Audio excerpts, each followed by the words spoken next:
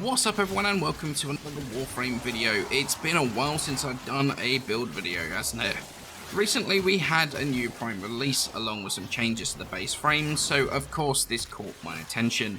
We are of course taking a look at Garuda Prime. Garuda has been a frame I've enjoyed personally for quite a while, however she just was never that good, to be perfectly honest with you. Her abilities were kind of slow, not overly effective. Her passive was almost never really in use, as well as her survivability being slightly suspect.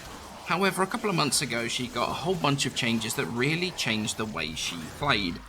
This is going to be the first video in 2 or maybe 3 videos for Garuda Prime, since I actually have several builds for her, very different builds.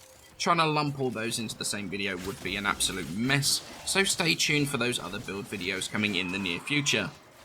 So the build in the video, what is that focused on? Well, this is pretty much an endgame steel path build, focusing mostly on survivability, and she is built very much for that. It's probably the most boring of the 3 builds, but it is also by far the most conventional. We'll take a look at the build though, and then we'll talk a bit about the playstyle to show why we built like we did. In terms of the stats, we're going to be prioritizing duration at the expense of range. Most of the focus is on survivability. Garuda Prime, she doesn't have the largest health and armor pool, which means that when you start doing some longer runs in Steel Path, as you can see in the footage, as soon as the high damage units come in, her survivability can start to become a little bit suspect. So for survivability, we've got Triple Umbral, Adaptation, Quick Thinking, and Prime Flow. Prime Flow and Quick Thinking give us an enormous secondary health pool. With the fact we can get infinite energy from using Bloodletting, our third ability, this is a secondary health pool we can have max stacked at pretty much all times, even while spamming our abilities. It really is glorious. Slapping Narrow-Minded on here is a double bonus to us really. Range barely affects Garuda's abilities. Her first ability, which we do use a lot, has such a high base range that knocking it down a bit with Narrow-Minded honestly is absolutely fine. And we're helmeting off her too as well because, well, its base range is terrible. And since we're putting on Gloom, knocking the range down is actually keeping our energy drain in check a bit, because that can get a little out of control in Steel Path fairly quickly. But duration also positively affects our first ability quite a lot, making our shield stay up for much longer, and also keeping the debuff on the enemies hit by the 4 on them for much longer, as well as keeping them bleeding for longer. It is just an all-round good stat to be buffing. We also have an augment on here, and it works nicely to avoid reloading your weapons, as well as working energy generation into the rotation, basically the rotation of your gameplay for the entire time that you're playing. The run in the background I'm showing didn't bring a weapon that actually benefits from this augment, which was a little bit silly, so I can't actually really show it off.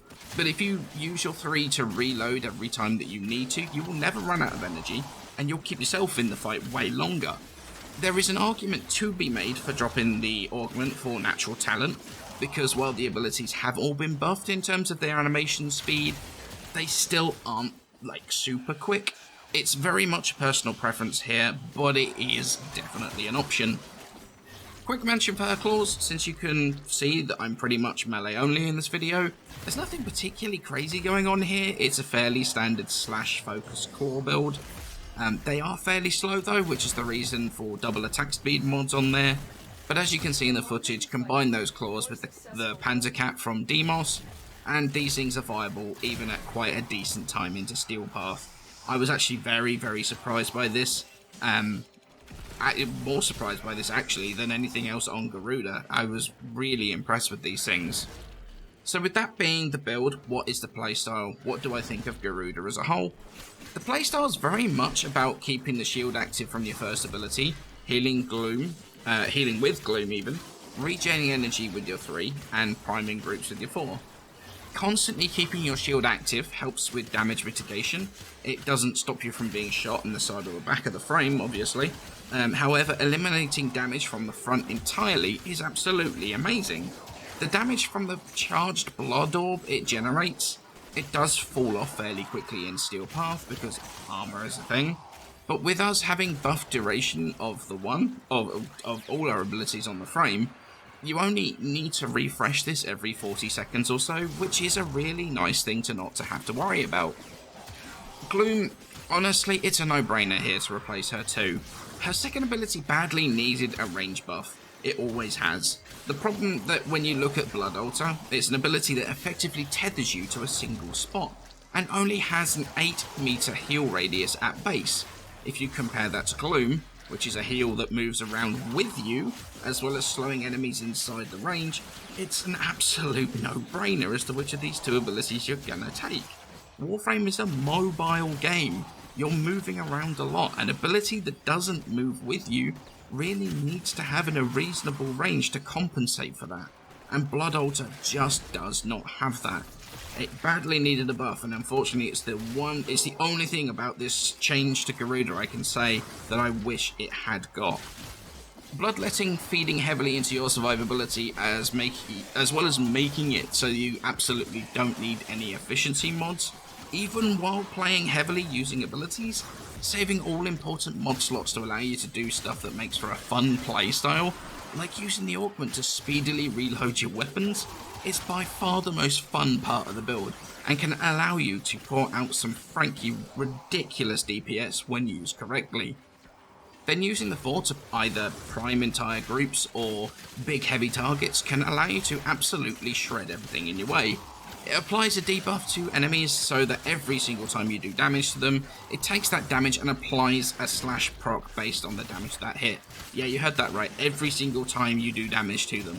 So if you combine that with a weapon that does huge damage per hit, like the Nataruk or the Rammer or something very, very fast firing, you can take down very high level enemies with ease.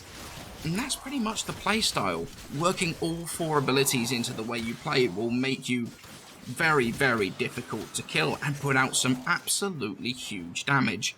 But while this is probably the most boring build you can make for her, I mean, brick builds do tend to be fairly boring, she plays incredibly well. You can see her in the footage in the background. It's incredibly effective. The change to her passive has changed her massively.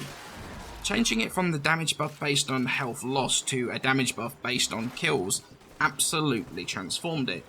It is arguable, and I have seen it argued, that the new passive is a little boring, a little, I guess, cookie cutter, but I personally have a slightly more boring but amazing passive that pushes their damage output to the next level than a passive that you basically never had active, and as a result never really did anything.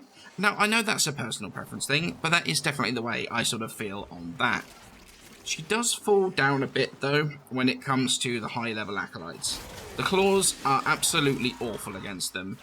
Since Acolytes can only have a maximum of 4 slash procs applied to them, you can't fully take advantage of using your 4th ability. Lots of little slash procs doesn't dent an Acolyte at all, quite like one enormous one from something like a Pennant.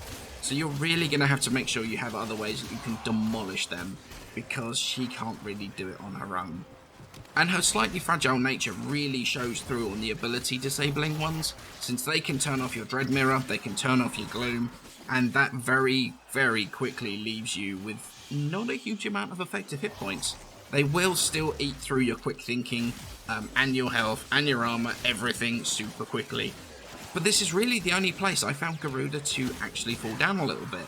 And outside of those single enemies, I could have stayed in the mission far, far longer than we did. Neither my damage nor my survivability was falling off at all. So I hope you enjoyed my look at the new Garuda Prime. Like I say, I do have 2 more interesting builds coming in the nearest future, and they do fit with the same polarities as the one shown in this video. And I will be taking a look at the new content when the Angels of the Zariman drops. If you enjoyed the video, feel free to hit that like button, and I shall catch you in the next video.